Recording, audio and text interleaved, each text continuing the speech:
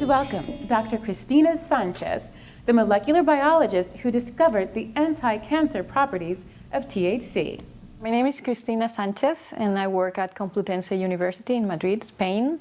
And I have been working for the last decade on the anti-tumor effects of cannabinoids. In the early 1960s, Rafi Meshulam from the Hebrew University in Israel characterized the main compound in marijuana producing the psychoactive effects that we all know. The cannabis plant has been known for millennia. After the discovery of this compound, that is called THC, it was pretty obvious that this compound had to be acting on the cells, on our organism, through a mechanism, through a molecular mechanism. And in the 1980s, two specific targets for THC were discovered, something that we call cannabinoid receptors.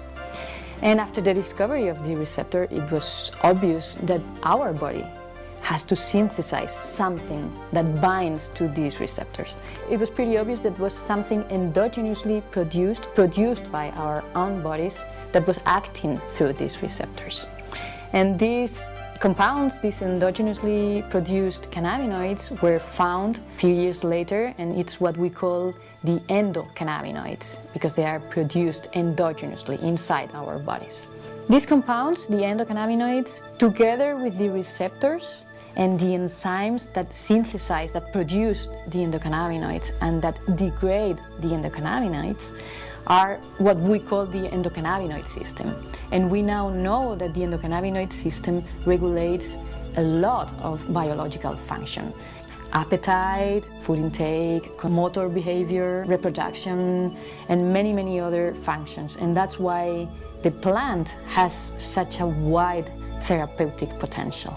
We started working in this project 15 years ago, and it was basically by chance. We were working with astrocytes at that time, and we decided to change the model and work with astrocytoma cells, the tumoral cells.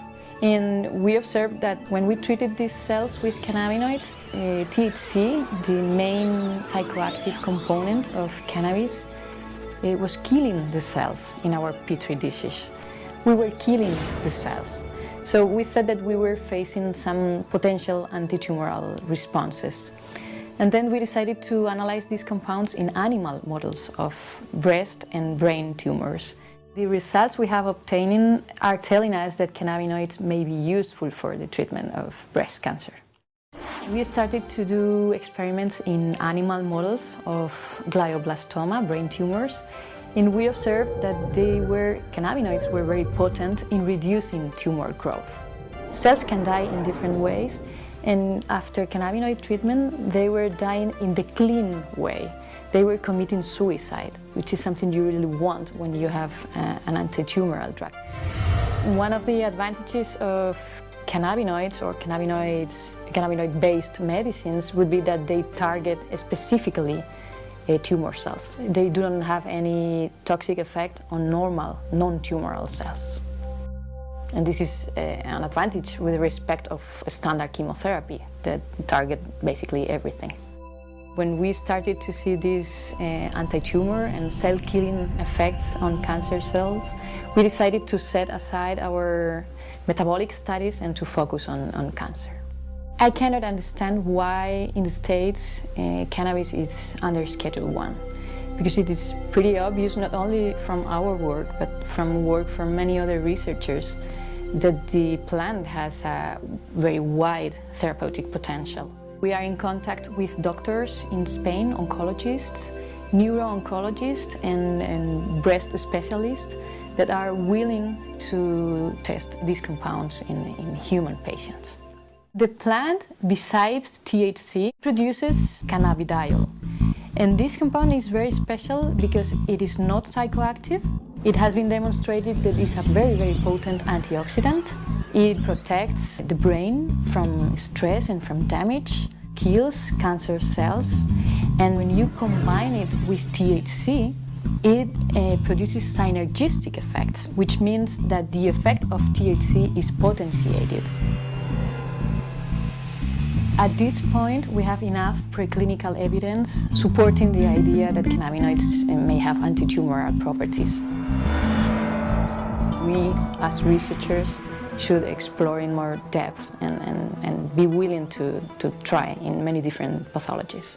Cannabis has an enormous therapeutic potential.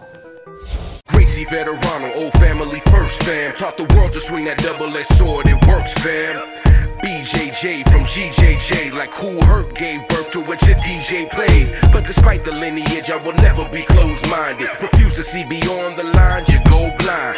Rocker travels the 10th planet, I flow free. I'm welcome on mini-mats, gi to no gi. Though my branch traces roots to the original tree. Roots sprouted from the original seed.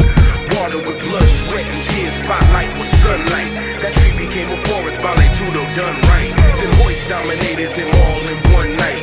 And hate song hasn't been beaten in one fight. Flow with the goal, in a hit on an holly note. That to continue to win, we must continue to grow. Let's go!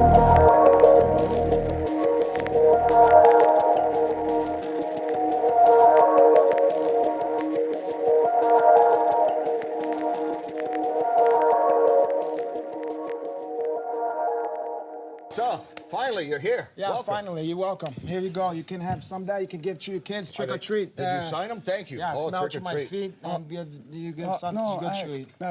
Oh, thank you. Let me tell you something, fellas. Tell us. I was gonna came as Harry Belafonte. No. Okay. No. There you go. No. Okay, this is Punchy, something it's else. okay. It's somebody's phone, I think. It's just Can we the turn phone. the phone up? It's just the phone. You're Punchy's okay. no punchy. Punchy. Okay. Punches. Oh, Sit yourself down, punches, Angelo. No, I'm sorry, kid. You know, I sometimes old habits. This is what happened when you have a boxing coach and you didn't need a boxing coach. Let me tell you, what did you guys dressed up like a Hasidic Jew today? What is that? Hey, there's some good Jew boxers. Blues Brothers. They don't have it in Brazil, the Blues Brothers? The Hasidic Jews brothers? Yes. Where's you, the Jerry curls you wear on the side? We shaved. The what, brother? We shaved. Okay. Yeah. That's We also have a car. You know, that's I once had a understandable. guy. TV. He had to get his gloves shaved. You know. Yeah, that's high punchy. So what was the next question? It's nice to be here. I want to be the Why don't first you sit question. back, Before, Punches? hey, when 'Cause do we going to see you're you blocking the fight wall. Vinny Magalhães, or when do we see you fight Whiteman? I mean, that's a big thing. Whiteman, you already beat him in training. I've beat a lot of white men before, but why? I mean, what his There's color been a have to do with anything? lot of Chris great Whiteman. black boxers A lot of the throughout history, like African Joe American. Louis. And, African.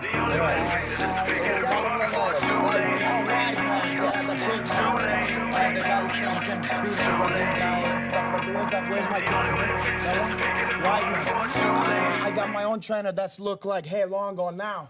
So what you gonna do about that? And who's he he talking to? don't hunt a pizza restaurant like you guys making some calzone and meat doesn't know we're Jamaican beef pie. Okay? So I'm heading for you after you're done with Vichor. And I'm gonna be waiting for you right here at the Staples Center. why do you want to beat up that camera guy over there? Never mind that punch. And Vinny Magalhães, Meda Morris. I mean, I Vinny, already who, asked. let me tell you something. He's already, look, what he's did, Titan F, who cares? Titan F what? And he came from Vinny Magalhães 1 and all that.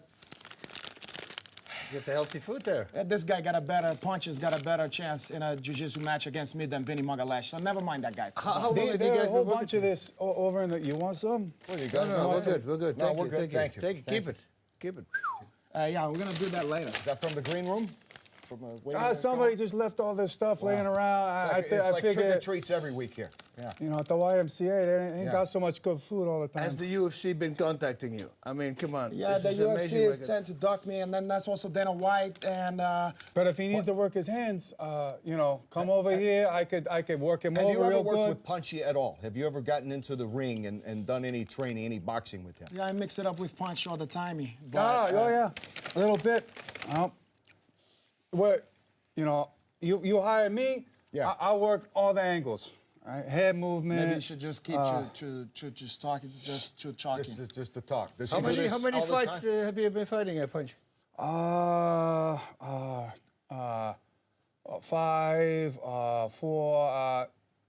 Tuesday. Tuesday? Tuesday. Yeah, that was a good I day. fought Tuesday. That's Between a great Tuesday and boxing coach Orange. you got there. There's a great boxing coach you got there. Yeah. Why did you pick him? Why did you pick him? He kind of picked me, and I wasn't the one who asked to bring him here. So I've kind of made my. Hey. I've kind of made my. We're not. I'm not supposed to be the mummy, okay?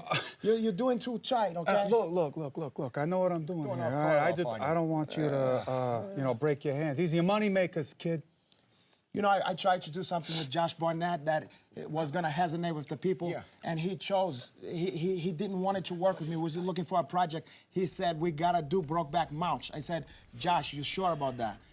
And he turned out to be high. Wow. The thing, right? You had Josh go over there. He had he couldn't come in and work with me that day. He said he was gonna go, Barnett. Yeah, that kid. You was interview Bisbing, no? Yes. Yeah. You still have him to the phone? No, he's gone. He's ducked me. Oh, he's ducking you. Yeah, I can't see that. I can't see Hey Heist over here. Oh. Kenny Heist. Oh, sorry. So where you got the name Heist from? It's like a Hollywood. It's like a Hollywood name, yeah. You've won every jiu-jitsu title you can possibly win, so what else? I gotta conquer the UFC. And Dana White, if you want to stop from ducking me, I know you're watching here. And you know that I've been talking to you guys with the missing truth. You know, Nick the Truth. And I want my chime. That It's kid my ain't got chime. no hands. Nah, he don't. He don't have no tooth either, porra. Yeah. Renato, thank you for being on. Well, you know, the pleasure was all yours, my brother. Yes, I know. Punchy, thank you for being on. Oh, hey, yeah. Hey, you got a good grip there, We could maybe do something with that. We could work a little bit, maybe? Could you work a little bit with some of the hands? Oh, yeah. No, I'm always ready. Just got like... Inside MMA, live every Friday night on Access TV. Your home for MMA.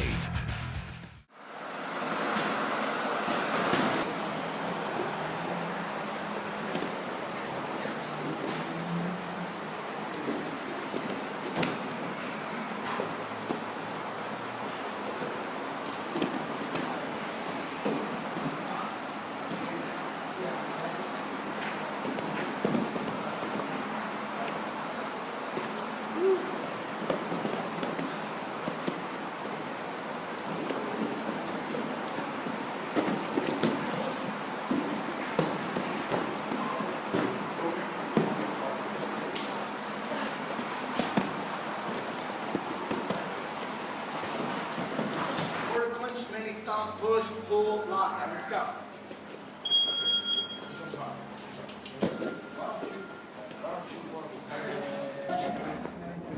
Mini stomp, push, pull, lockdown. There you go. Bump that lockdown together. Quarter clinch. So done.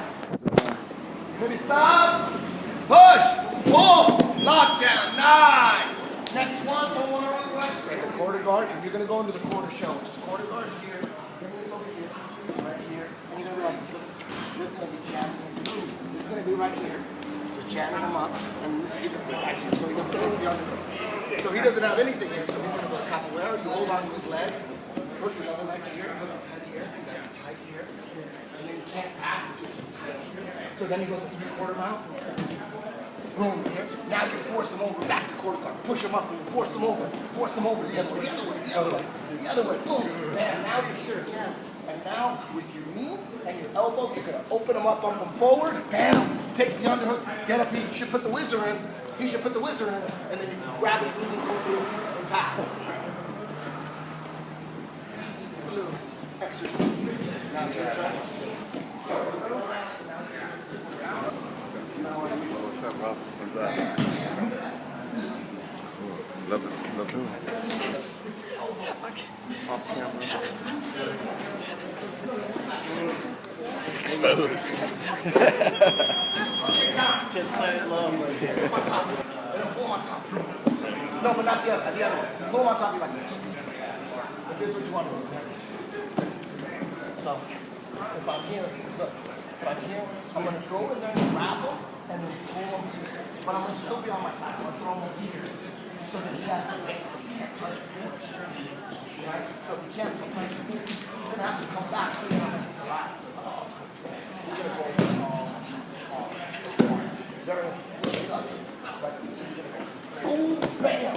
See how I went back, threw him that way, and then when he comes back, I come back with him. He does all the work for him. It's got to be a perfect time to see, boom, shoot, pull, and then go. That's it right there. But don't put your elbow on the mat. You got to be able to pull yourself up with those double underhooks, or you're going to get guillotined. So that's why you got to pull. That's why you got to pull. And see that? I don't let this go. You don't let that because you'll get guillotined. Really pull that. Now base on the mat with your left hand and go to full guard. That's what we want to do. But sometimes you can't go. Go to full guard with double underhooks. That's beautiful. Okay, guys, next one. So we're starting in pre-stop now.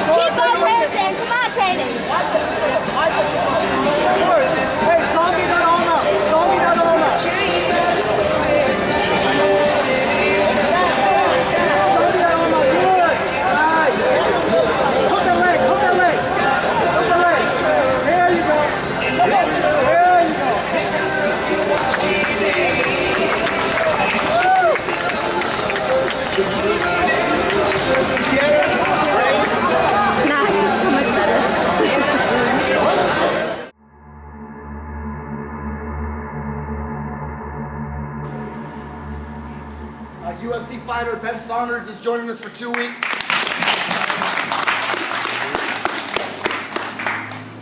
First omoplata in UFC history, if you didn't know that. Kind of strange how that's the first. You would think, you see omoplatas all the goddamn time, and here you would think that, whoa, first one? Damn, there's gonna be a lot more. His rubber guard is ready to just take over. He's been here since Tuesday morning, and goddamn, we put in a lot of work. Changing that DNA. Gotta get the DNA together. When you're getting fucked up, when you're tired, you're gonna go to your instincts, your DNA.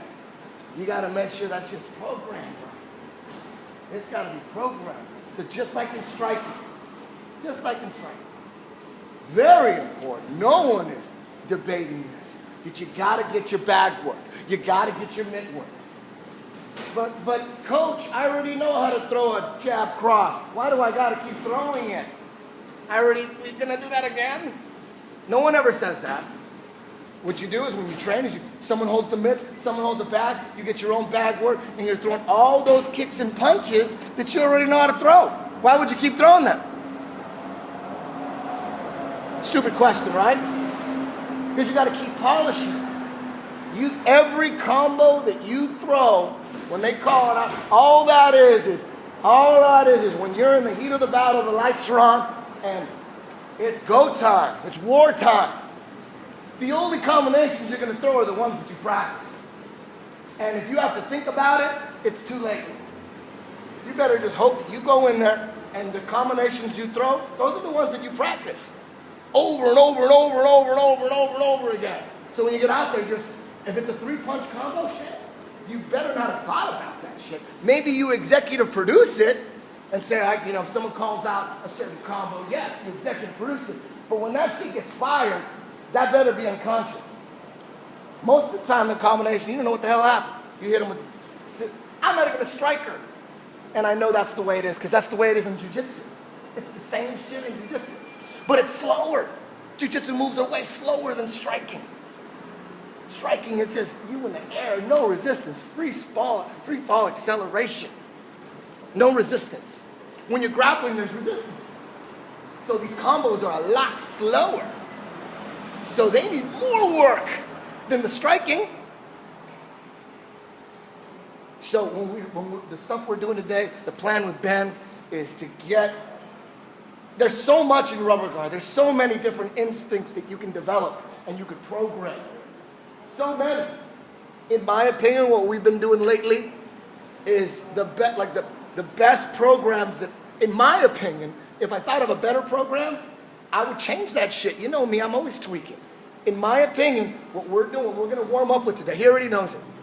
Star Wars, Empire Strikes Back, Return of the Jedi, and Episode 1. If that sounds retarded to you, it is retarded. But it kind of makes sense, sort of, all right? Because I've been calling the Stomp Episode 1. We start in the cocoon. You have an overhook and an underhook, Omar. You have an overhook and an underhook with butterfly guard? This is how the movie started. This is Star Wars.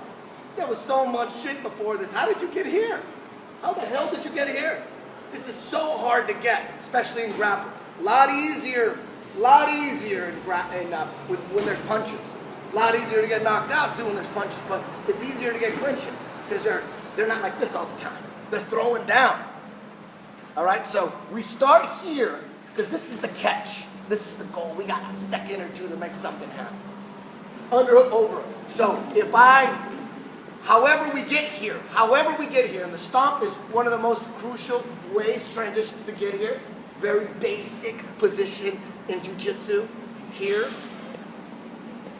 Very basic position. Being able to turn that in, sack him. Loss of 12 yards by going here, throwing a single-legged mermaid here. He's squeezing his knees. He doesn't want to go backwards.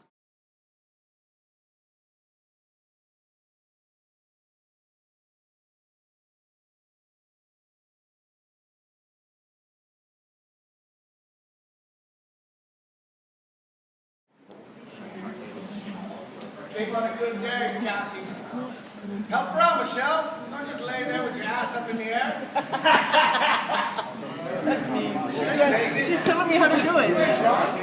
I'm explaining to her. She's telling me how to do it. So I'm clueless. And I'm supposed to fight in January. Put some work, Michelle. She's helping me. Not responding to her. Time! Good. Just warm up with that. Even if you just warmed up with that, if you went through that, you did 10 each, and then you combined them, you see the different steps, you break them down. These are the steps. Those are 2 steps. If you just teach those 2 steps to some of your MMA buddies, just those 2 steps, and then take the triangle from the meat hook. That'd be good. That's all you knew? That's pretty damn good. If you don't hit the triangle, you just stay on the meat hook, and you wait for a ref stand-up. Guys all tied up. You know what I mean? So just those 2 alone, fuck. Get a lot of, especially in MMA, Matt Horich against Jason McDonald. Watch the fight. It was up in Calgary or something. Jason McDonald's hometown. He had him in meat hook the whole time, threatening with go-go platas or triangle. He didn't put him away. McDonald did defend, but he was in trouble and Matt Horich lost the decision because it was in his hometown. It was a ridiculous decision. It was like whoever won that fight got back to the UFC. Jason McDonald, great fighter, the athlete and all that, but Matt Horowitz won that fight.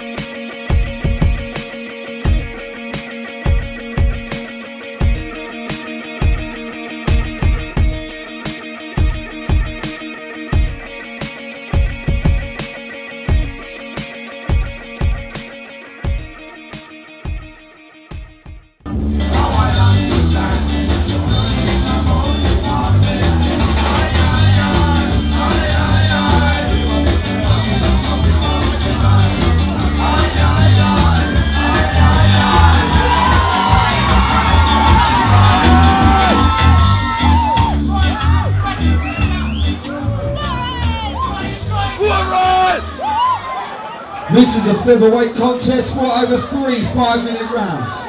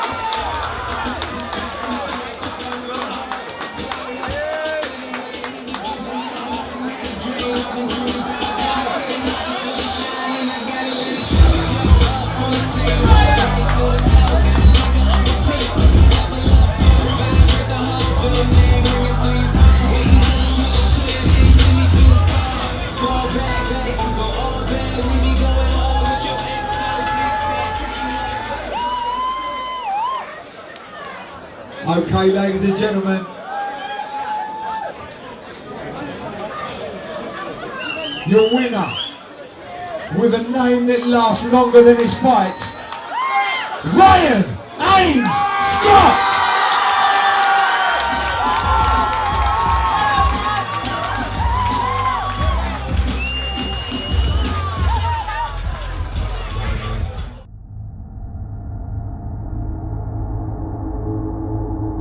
Anyways, the next one, now from here, we could just go to a triangle. All right, so what we're gonna do is we're gonna, every other one. One, we're just gonna go to a triangle, which is what the meat hook setup is all about. And then two, we can't hit the triangle. He's too, if I could grab his wrist, at first we're going, here, stop the pass. And then, but he doesn't know we're thinking about stop the pass. He thinks we're really trying to triangle. But if I would have went right to the wrist first and he would have got his wrist free, he could have passed right there. So we're showing him triangle, but really we're stopping the pass. If you can grab the wrist, then you go triangle. Do you guys understand what I'm doing? If you go right to the wrist and you mess up, he could pass right through that. He'll blast right through like a freight train. So you don't have time for that. Some guys don't even think about passing. They're caught in 3/4 guard and they know they can pass, or maybe they don't know how they can pass. And you don't even have to go to meat hook. You're like, I don't even know. Boom, clear the net. Gave me all that time. You understand? We don't have to go there. We're just assuming everybody is going to pass 100%. You go with Junie Browning in that position, Junie Browning will pass from that position probably better than anybody I've rolled with him. From that position, maybe Chai is up there, but 100%, Junie Browning knows, he recognizes if he's caught with the foot underneath, he's going to shove that knee and come through so hard. So you assume everyone eventually will figure that out.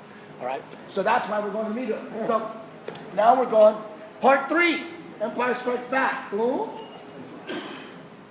Boom. This generation! My name is Jordan and I'm 6. I train at Finishers MMA. My name is Grace. I'm 12 years old and I train at Finishers MMA. My name is Christian Salbo. I'm 16 and I train at Finishers MMA.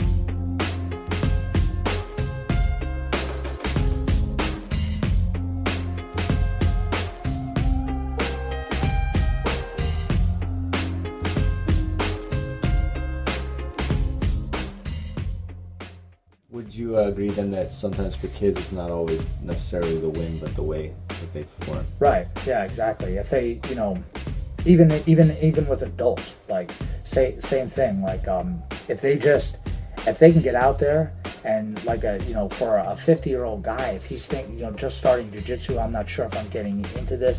How far am I going to get deep? Am I going to buy a rash guard? Should I get gi pants now? Do I give a shit about that? And then eventually they go out there and have a match. And they go against another person who's also being trained to do this, and they last the whole match. It's like that's a win for them. Same thing with the kids. If they can go out there and get in front of everybody and have people yelling and stuff, they can go out there and get there. Just to step on that mat out there is an awesome feeling. And then a lot of them, it creates you're like an addict to it. Now our little kids, I don't tell them to compete, but they know that we compete, so now they want to.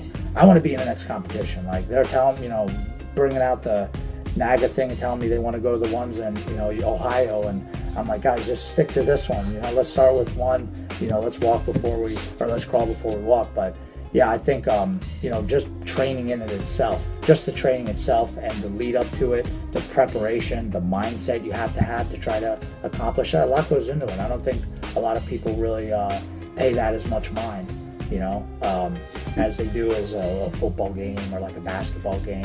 Jiu-jitsu is different. You're fighting somebody out there, it's real life, and I think it prepares kids and adults for real life, It sure as hell helped me with it, for sure.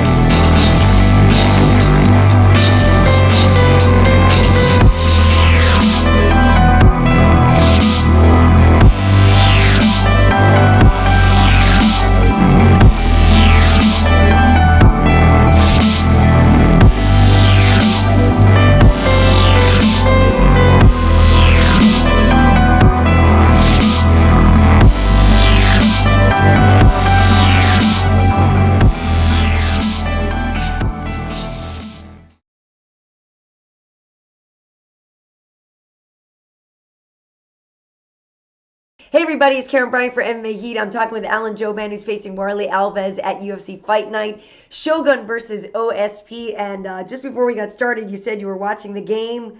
I'm not sure what game, because I was at a Halloween party, so I'm not sure what game you were watching. Watching the Saints game. They were playing.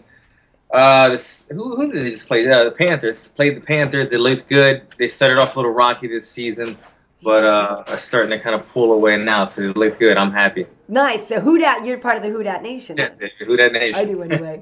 But enough about football. Let's get to you. You got a big fight coming up. When are you heading out to Brazil? Because your fight is basically, eight days from now.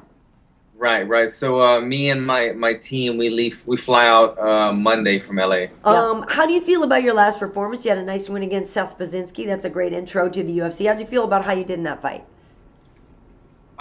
From that fight, I mean, I couldn't be happier, honestly. That fight was it was a dream come true. Yeah. I couldn't have written it any better. I mean, I got the win, which is the most important thing. But with the win, I got a knockout. I got the fight of the night bonus, which is always great. Right. But also, I got to show some adversity to the fans. And I think that kind of helped maybe win some fans over. I know I came in here, nobody really knew who I was. Right. And then I was kind of being pushed as the model guy. Right.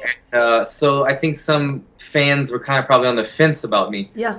And, after seeing my fighting style, showing some adversity, coming back, bringing an exciting fight, that's the kind of fights I like to bring to the crowd. Exciting fights. I'd love to get a 10-second finish and walk off and collect my check, but to be able to go in there and show some adversity, put on an exciting fight for the fans, for the promoter, and get the victory with a bonus, it couldn't go on any better. It was a perfect way to get introduced into the UFC for me. Things got a little hairy in there with Seth, and Seth's a good guy trying to capitalize on things. But I feel like that's kind of my one thing that I have. I feel like I'm an explosive fighter, and I have a dynamic striking arsenal.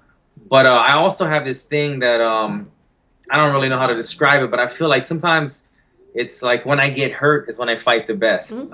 my coaches don't like it, but I like to I like to know that I always have that in my back pocket. Sometimes when I get hit the hardest, that's when I come back and I become the most dangerous. So I sometimes fall back on that, which I shouldn't, but it happens a lot. Right, but then it's funny because you say that, and to me, we love guys with heart. You know what I mean? And that's the kind of thing that makes fans fall in love with a guy. That's why Frankie Edgar is freaking beloved. You know what I mean? Because just when you think Frankie's out of the fight, Frankie comes back.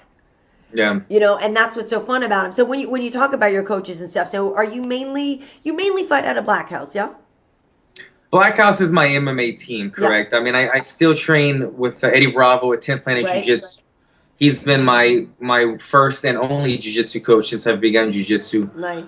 So I'm very loyal to my 10th Planet family. Yeah. And then I do my Muay Thai at Saxon's Muay Thai here in Van Nuys. But 3 days a week I'm at Black House with all the guys, getting really good training, a lot of wrestling, a lot of sparring. There's really good bodies, really good high-level teammates to train with over there. And then I'll go do my specialties other places. Very cool. Now, and I have to ask because I've only ever spent a little time around Eddie, not really too much. There's such a cult of Eddie Bravo. Like you know what I mean? There's such a mystique about him. Why do you like to train with him? What does he do for you or to you? Either mentally or physically. Like, what's the appeal of Eddie Bravo for you? Well, I got to be completely honest. I found Eddie because I was training Muay Thai in the same gym that he happened to start his very first jiu-jitsu school. All right. So we just kind of crossed paths by mistake. Yeah. And, I was training Muay Thai for a year or two, and I was like, nah, I'm not really into that grappling stuff. You know what I mean? Right. And it took me a while to kind of warm up to it. Yeah. And then finally, I just went speak with him one day and asked him if I could jump in class. It's kind of history after that. I jumped in class, and he started seeing potential in me, and he just kind of got in my ear. He got in my ear, and he was like, if you want to evolve as a mixed martial artist and as a jiu-jitsu fighter, you need to fall in love with jiu-jitsu. You can't just come once or twice a week and then go hit the bag like you love to do. You need to come to jiu-jitsu every day. Go home, watch jiu-jitsu videos, kind of get, kind of fall in love with it, be obsessed with it. That's how you grow in anything. Yeah. So he was in my ear, and I started doing that, and I started evolving as a jiu-jitsu fighter, and then I started fighting MMA, obviously, and we've just been together ever since. And I went straight into jiu-jitsu, straight into MMA. I wasn't a jiu-jitsu competitor. Yeah. So I never really had a need for the gi that much because I'm not one of these. There's a big Eddie Bravo thing about anti-gi or no gi. Yeah, some people are real purists and they're only gi, and I really stay out of those battles. I leave all those fighting on the forums for other people. But, can't we all get along? Right, exactly. It's not my thing. I do my fighting in the cage. Yeah, right. But I'm just more of a realist. I started as a fighter, as a Muay Thai fighter, going into MMA, learning jiu-jitsu. Never put on a gi in my life. I just kind of felt like, the no-gi style that Eddie uses, where he likes to try to adapt a lot of MMA, jiu-jitsu suitable for MMA. It just all made sense to me. And so I'm sure there's a bunch of other great Gracie schools, and I know there are a bunch of Gracie schools that do no-gi and MMA adapted jiu-jitsu. But yeah, we clicked right away, man. He was in my ear. He was pulling for me. And his style of jiu-jitsu had something that nobody had ever seen. The rubber guard thing. Yeah. It's like, even if it doesn't work every single time, it's something that I always have in my back pocket again. And I like to have that. I like to have something, a Hail Mary pass, something to get me out of trouble if I need it. And I have that with his style of jiu-jitsu, where everybody else pretty much practices the same thing, the same counter moves, the same moves. So I have something a little bit different, and I feel like it gives me an edge. Nice. Yeah, I mean, there's something to be said for creativity and improvisation in the sport, and I feel like I agree. Like you said, there's a lot of people that do that. I know other people that take, the principles that the Gracies or whomever have, initiated, and then you go from there. And it's funny to watch, if you watch a pro MMA fight, or even if you're watching a jiu-jitsu tournament, sometimes depending on who you're sitting with in the room, why'd they cross their legs? They shouldn't cross their legs. They should cross their legs. Like the whole thing. But the baseline is that there's such a great passion for the sport, which I think is cool. It's just funny, Eddie is such a looming figure in the sport, but like mythological, It's funny, man. Yeah, he's very, it's like he owns the social media, man. The social media, they love him. They love him. I don't know what it is.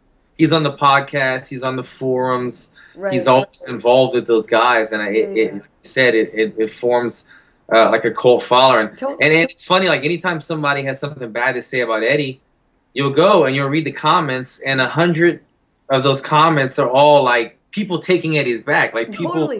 He has his followers, you know, the 10th Planet Army. So I'm glad to be a part of it. You know what I mean? Sure. So I'm looking forward to seeing what you do there in the octagon. Like you said, you made a great splash your first time out, so we're looking forward to great things from you. So have a great fight. Thank you, Karen. I appreciate it.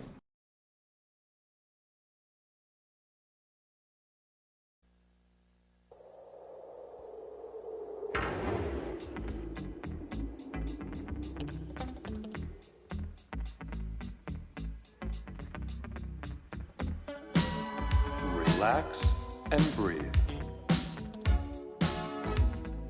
Keep training. You'll get it. Ich, ni, song, shi. Come on, everybody, train karate. Ich, ni, song, shi. Come on, everybody, train karate. Karate, train your body all the time. I don't mean to brag, I don't mean to boast, but I've trained karate from coast to coast. Karate, train your body. I've done the kung fu, the show and rue. I even did a little jujitsu. Karate, train your body. Well, I've trained karate around the world. I'm known all over as Karate Girl. I'm witty, I'm pretty, got the female smarts. So listen to our rap about the martial arts. Karate, train your body. Karate, train your body.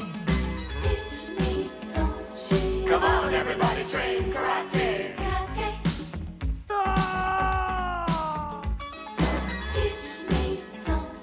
Come on, everybody, train karate. Karate, train your body. All the time. I walk the streets, I have no fear. I always know my karate is near. I never have to fight, and I'll tell you why. No one wants to fight with a samurai. I'm a samurai, and that's better yet. I got the kicks, got the punches, the intuitive hunches. I just want to mention to release the tension. Karate, train your body. I train for fun.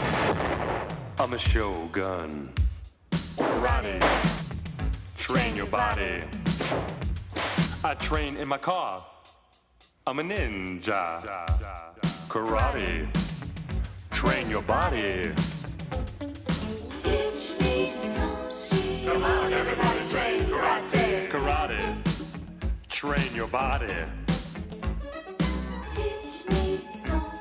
Come on, everybody, train karate. Karate. So listen to our rap, listen to our rhyme, cause we train karate all the time. Hey! Heel!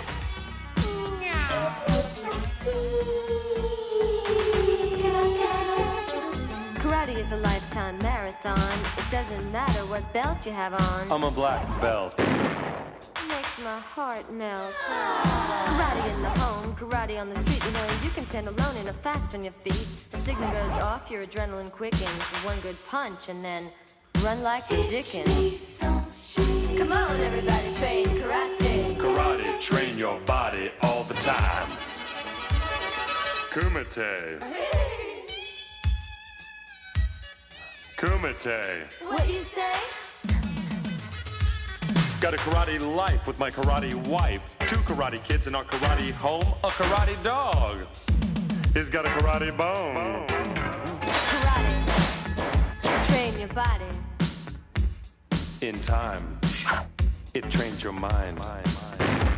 You got a parakeet. He's a karate bird. When he chirps a tweet, around the block he's heard. Karate. Train your body. I'm the sensei, so stay away. Or brother, make my day. I may be a shrimp, I might look like an imp. My appearance is deceiving, and I may have you believing that I'm just a punk with a lot of spunk. But don't get on my case, don't mess with me. Don't give her any hassle and she'll let you be. Karate. Train your body. Here's the moral to the story? Karate means never having to say you're sorry. Karate. Come on, everybody train karate.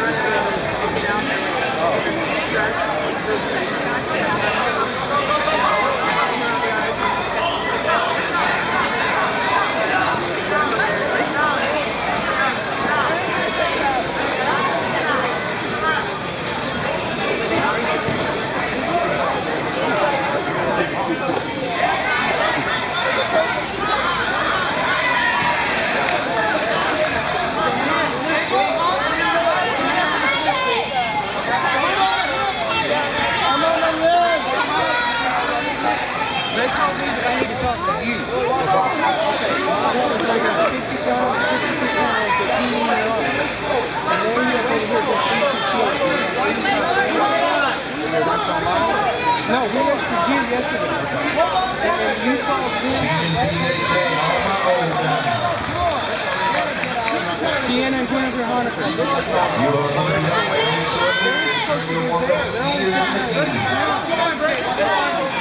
They raised their TV novel. But I'm saying, we don't talk to them because we got ripped off.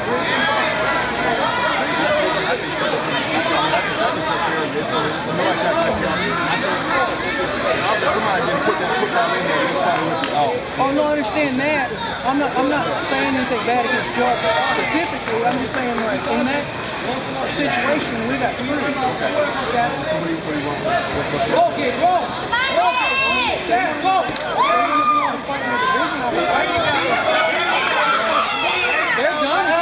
I don't have to fighting over the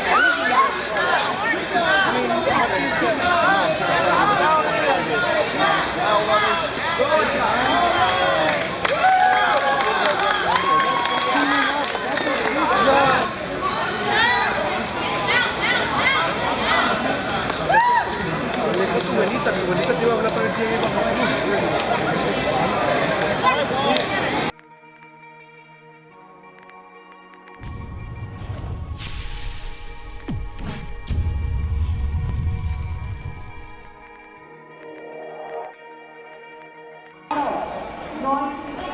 Yes?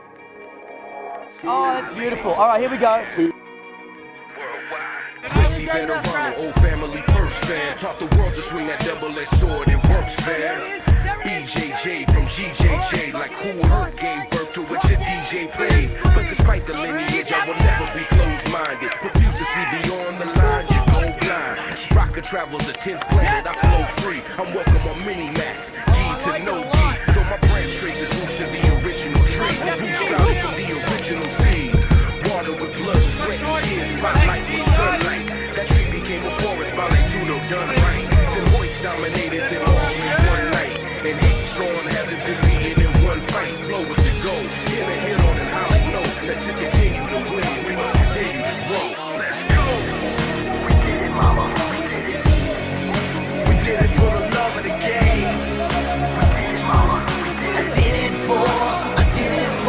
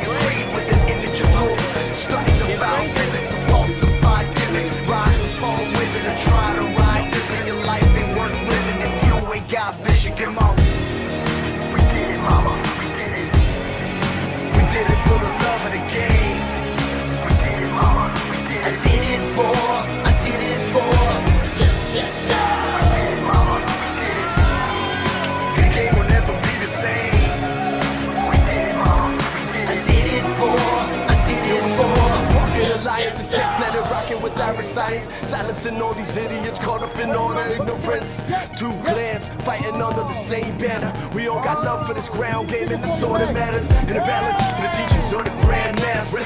I'm trying to master the system, that's what I'm after. And stay true to the craft, to spark trees to relax. Old school miracle, lyrical lesson and track. And I'm working the angles only sharp and precise, man. Back in the day when I was learning and rocking this mic, paying homage to the classic shit. Dilated, undisputed heavyweights repping Los Angeles. And yeah, I do this for the 213. Historical flip down, you know I'm with that G. So fire in the hole, slick with the flow. High caliber rappers is here to shatter the fucking mold. Come on. I did it for the love of the game. I did it for.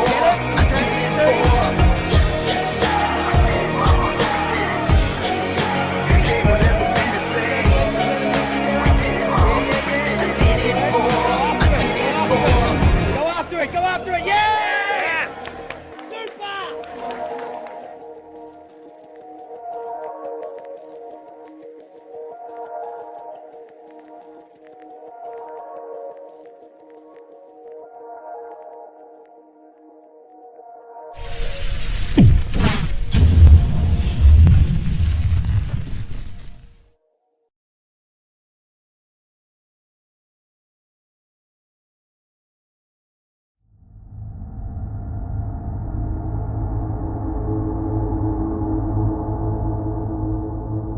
Now, one of the best options is the simplest one.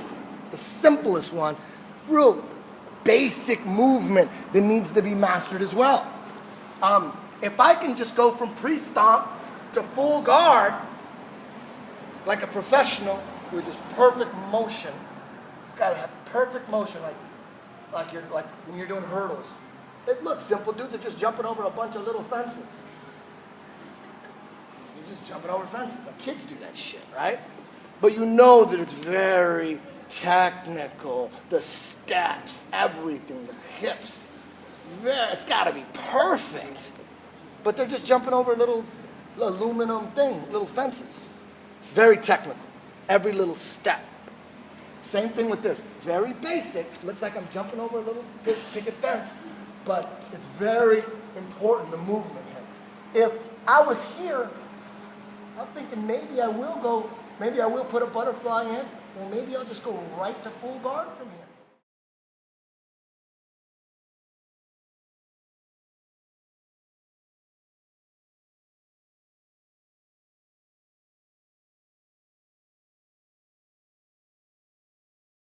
We're already here, bam, that movement, that's got to be super professional as well. You can tell how, if you're watching some guys fight in MMA and you see a progression like that, and a guy collected full guard from side control in one big swoopy motion like that on like a Brazilian black belt or something, automatically you know, like that guy's good. Just from recovering full guard from side control with a big swooping professional motion on a good quality grappler, most guys wouldn't even know. Like if you didn't know anything on martial arts, you would just look at that and it would just look like, oh, they're just moving on the ground. You wouldn't notice something like that. Even something as simple as going back, something as simple as a guy here, you don't know anything about the top guy, but the guy on the bottom is pretty good. You know about him. You got a round on his but then the guy on top goes like that. Like, oh shit! Look how smooth that was. Smooth little mount. It wasn't like this. You see someone trying to mount like this, like that. Like, just like catch those legs easy. Like bam, half guard, son. What kind of mount was that? Like, oh my God, how did I get caught in half guard? You gotta know how to mount professionals. Something as simple as that, you can just tell when you look at someone how good they are, right? And this move as well. I'm bypassing the stomp, and I'm gonna go all the way to full guard from here. Hi, my name is Paul Sasser. I'm a professional fighter out of Team Carbon. This is my assistant, Michael Evans. This is going to be a tutorial on a triangle from half guard for Warrior Collective. So I'm in half guard, he's got an underhook. All I'm going to do is wrap that underhook. And what I'm going to do is my hand's going to go on the tricep and my elbow's going to be in. I can either bring my leg across, so my knees in this hip, or I can keep it here. All I'm going to do, strip my hips out, bring my shin in, and it's going to go into the gap in his arm by his elbow, and this hand's going to go to the wrist. Just going to put a little bit of pressure and slide this leg out quick as possible. And then all I can do is grab the back of the head, foot comes on the hip, make an angle, my shin goes underneath my knee. I'm just going to squeeze my legs and pull his head down.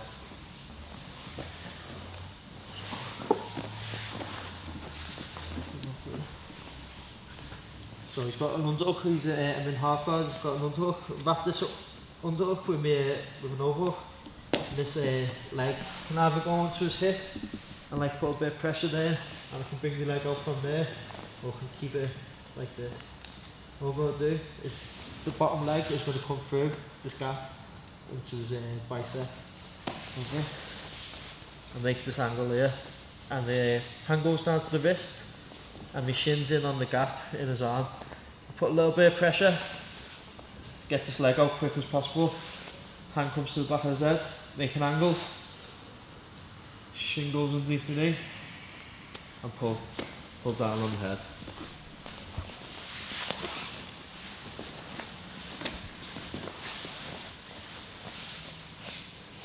So, wrapping over hook, this leg comes in, got the bicep, the tricep, put a little bit of pressure, trim this leg through, have this hand on the wrist, put a little bit of pressure onto his arm, get this leg out quick as possible, hands on the back of his head, just make an angle with your leg, shin goes to the back of the knee, pull down on the head. Thank you for watching this tutorial on a triangle from half guards. For more information about Team Carbon, please visit carbon.com. For more videos and tutorials, please visit the Warrior Collective YouTube channel and website, warriorcollective.com. Thank you.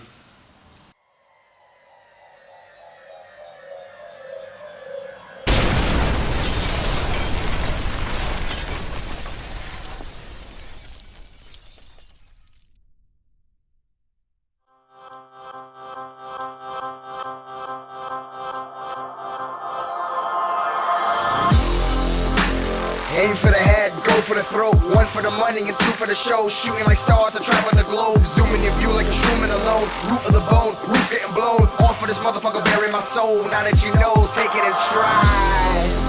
Nobody's gonna make it out alive. You're probably gonna wanna pray to Christ. Take a moment to breathe and heed advice. Weaving these webs to seeds and lies. Attracts every angle, creed and type. I knew that I couldn't believe the hype. I knew I had to see it in a different light. I knew all over the place.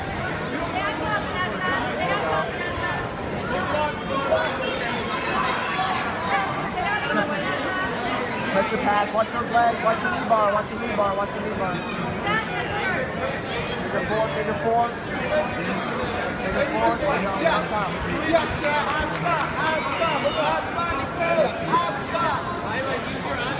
Stay on top.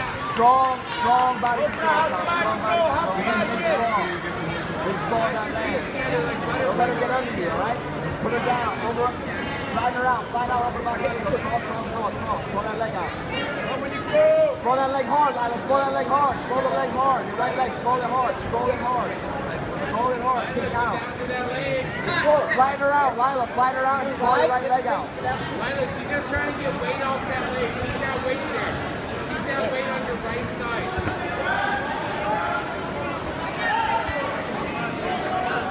Yeah, better put your head There you go. Call the leg out of pass. You gotta pass it outside. Pass. Try to pass it. Get your half guard before. Crawl and break it. You gotta drop your hip weight on the right. Keep her down. There you go. Keep the upper body down. Watch the Kimura. There you go. Pass. All right. Work. Take it.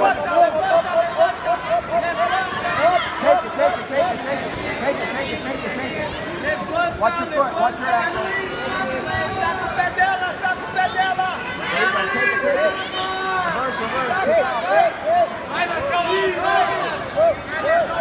You're good. Stay heavy on top. Stay with it. You're all good. Climb onto the back. Get that leg out the way. Take it back. Come on top. Take it. Right there. Take it. Yes. All the way. Put it. Go. Take it. Put it out. Pull it. Go. Go. Yes.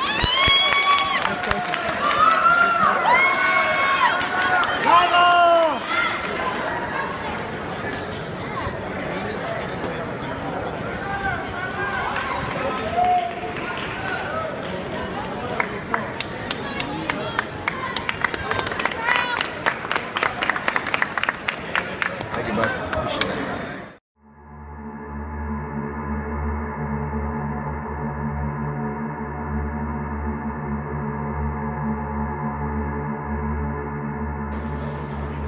Okay, Tom. Now, that's when we got that basic movement. Very basic movement. Getting to full guard. That could change the whole outlook of the match. You're really good at getting guys back into full guard. You got that motion.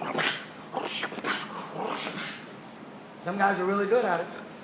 Best guy on the scene right now is Chrome Gracie, getting full guard. Marcelo Garcia can usually bust through full guards easily. Bam! He passes. And it's hard to get Marcelo in full guard. But if you get him in full guard, he just breaks you. Not Chrome's. Chrome put him in full guard and he could not shake that thing. He broke it open maybe once or twice, but he kept putting it back in full guard. Not very many people are doing that. So you watch that fight, watch it, the last one, 2011. Chrome versus Marcelo, watch it. Watch how Marcelo had trouble passing his full guard. Chrome's full guard, that's death. It's not like anybody else, no one else was really doing that. He actually Chrome tapped JT Torres from full guard with just full guard with an overhook, full guard with an overhook, and then he swung his leg over. He did one of these. Regular, just full guard right here. And then JT trying to posture up, and he just put his leg over his face and just tapped him out here. He tried to turn the other way. So just full guard, and then he just went bam and took the leg, but the arm was twisted the other way. Basic. But you don't see too many people doing that. So that's when people say, man, is Chrome going to end up like all those other guys, all those other jiu-jitsu champions that go into MMA that really just don't do that well? Most IBJJF champions doesn't mean you're going to translate, man. A couple guys dip in, they look at it, and they're like, I'm out of this motherfucker. I'll make enough money doing jiu-jitsu. I got 200 goddamn students. What do I need to do this shit for? That's the decision they all made. What the fuck am I? What is all this shit? What is all that? What is this shit? All I gotta do is put a fucking D on it. I got $50,000 a month just teaching jiu-jitsu in my academy. Fuck, I need to do that shit for. A lot of guys, but I think Chrome, because he doesn't want to go out like that. He's not thinking about money. I think Chrome is really, really, he's different. He's really trying to bring back the Gracie pride in MMA. I love that shit. Bring it back. I'm rooting for Chrome 100%. And the fact that he's so good with his full guard and attacking from full guard, I think he has a chance. Can he take down the top 10 guys at 155 in the UFC? Is he going to be able to get them to the ground? Fuck. That's the problem all these jiu-jitsu guys are having. Can you take those dudes to the ground? Kickboxers are hard to take to the ground now. Wrestlers that wrestle their whole lives are having trouble taking kickboxers down. Because that kickboxer been trying to take down the fence now for 7 years now all of a sudden. And he's like a pretty goddamn good sprawler. And you fuck up on your shot once, blip, you're going to get fucking lit up. So now the wrestler who wrestled in college is like, holy shit. It's a different game now. Different times. Can you take the guy down? But I don't know if he's going to be able to take him down. How good is Chrome's striking going to be? Shit, I don't know. What if he turns out like Chris Holdsworth, who's a jiu-jitsu black belt, and all of a sudden he's a great striker? Like, damn, Chris Holdsworth's like, shit, he's a great striker. He don't even need his jiu-jitsu half the time. Some guys just pop out, jiu-jitsu stars that can throw down with their hands. Chris Holt, you don't see him that often. Some guys take a long time to develop. Fabricio Verdum took a long time. So many fights. He was the jiu-jitsu guy who couldn't strike. He could have easily quit, easily retired, but he kept going. Fabricio Verdum kept going, and then slowly, look at him now. That guy's a dangerous striker. He didn't give up. It's because he didn't give up. A lot of guys are like, you know what? I'm just going to keep teaching. I'm with them. I never even wanted to do this. I know I've been in the business since 2000. I know what these guys have to do. Train like an Olympian. I ain't got time to train like no Olympian, so I know I'm not cut out to fight no goddamn cage. I know that. I don't ever have dreams of it like, ooh, maybe one. Never. I already saw that shit from 2000. That's way too much work for me. I don't work that hard. I ain't trying to battle rope and all that shit. I don't do that. But there's some guys that thought they could do it. They looked into it, and then they realized, holy shit, this striking is fucking hard. But if they could take a couple knockouts here and there and keep going and keep training, they could turn out like Fabricio Verdum. They stuck it out. He could have easily quit and opened up a giant building with jiu-jitsu. Easily, Fabricio, but he kept going. He kept going. Not everyone will keep going. Anyways. So now we got this movement down. All right. Now we're in full guard. We don't need a meat hook because we're in full guard. My foot isn't stuck. There's no threat of him passing. Is that confusing? Is that confusing, Spencer? Simple. Is the foot, you should be able to watch your teammates grappling and say, meat hook, because you see the foot stuck. Big difference. A lot of times we go, I give up on rubber guard. Yeah, because your foot was stuck and it was loose. And the guy just went, bam, and he just blasted through it. And I saw that coming a mile away. You gotta know the difference. But if you're in full guard, shit, there ain't no need. You ain't trying to go to meat hook. I would never go to meat hook if I'm in full guard. And the hand strapped on the mat. I'm gonna go to invisible collar. But god damn it, there's nothing wrong with going right to dead orchard. Just go right to it. He's got some long ass legs, Ben. And he's already got that in his DNA. He just goes to mission control. The hands don't even have to be on the mat. The worst position in rubber guard, right here. The worst position. After this, there's no rubber guard. After this is done. Hands are on the mat. I might not be able to, the zombie might not work. You might not, if you don't know how to turn this into something, you're gonna give up. This takes patience right here. Patience. I don't have shit. But if you have long enough legs,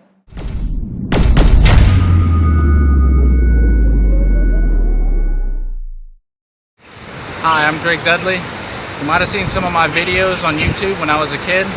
Since then, I wrestled all 4 years in high school, placing top 3 all 4 years, and I took a state championship home with me as well. I currently wrestle at Colorado Mesa University on a scholarship, and I'm working towards my brown belt in jiu-jitsu. What I want to show you next are my highlights from my high school and college wrestling career. Check it out. 160 pounds, 3-time Texas All-Stater, state champion, Drake Dudley.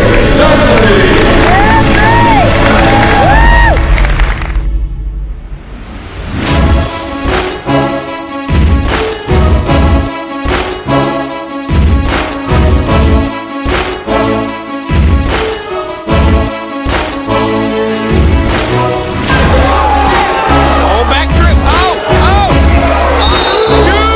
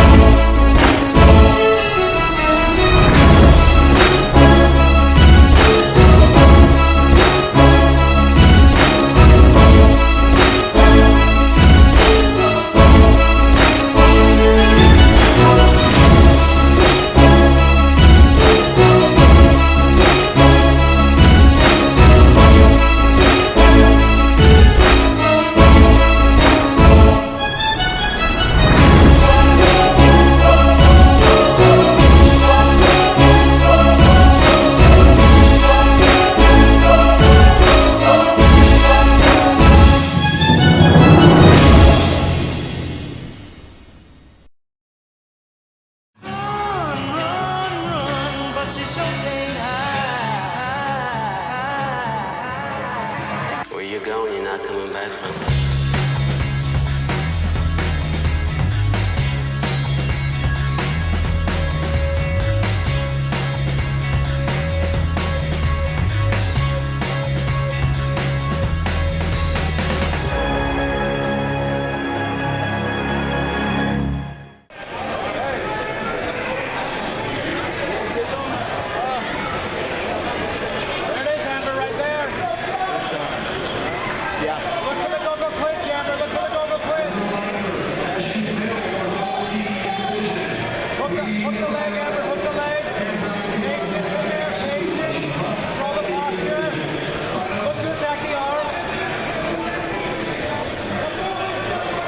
Once again, I need Michael